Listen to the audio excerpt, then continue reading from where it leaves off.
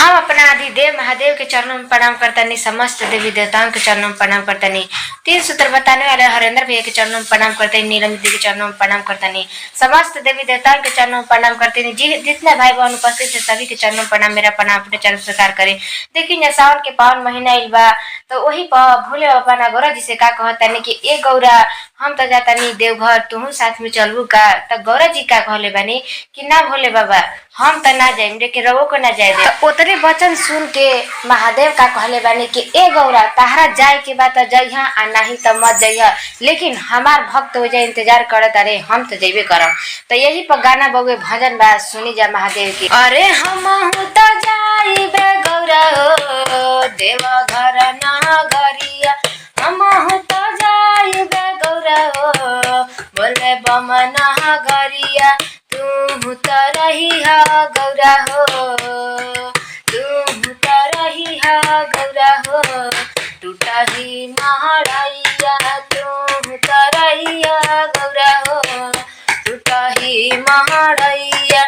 हम तो जाइबे गौरा हो देवा घर ना गरिया, हम तो जाइबे गौरा हो बोले बम के धमावा, तू तो रहिया गौरा हो, तू तो ही मारैया, तू तो रहिया गौरा हो, टूटा ही मारैया। तो उतने पे गौरा जी डेरा गईली या कहताड़ी कि ए भोला जी रउआ तो चल जाए बोल बम नगर, हम पर्वत पहाड़ पर अकेले कैसे रहम?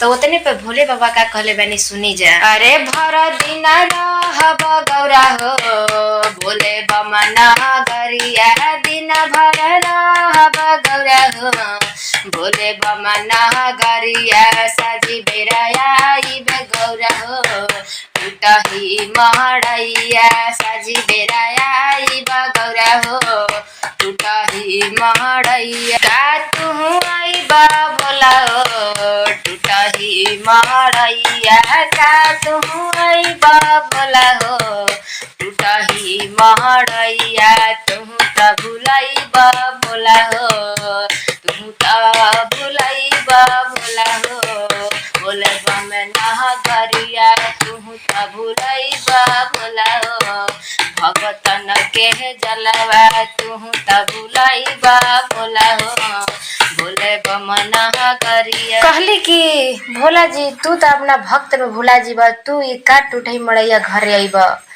तो देखी गौरा जी कैसे कहले बड़ी भोला जी से। अरे तू तो जइहा भोला हो देवा घर ना गरिया, तू तो जइहा भोला हो देवा घर ना गरिया, जेने जेने जइहा भोला हो, जेने जेने जइहा भोला हो, दया बरसइहा, जेने जेने जइहा भोला हो, दया बरसइहा। पहिला में दया भोला हो, दूसरा में चरचा, पहिला में दया भोला हो, दूसरा में चरचा, तीसरा में नामन भोला हो, कैनी पाड़ा नमवा, तीसरा में नामन भोला हो, कैनी पाड़ा नमवा। अरे हम तो जाइबा गौरा हो देवा घर ना गरिया,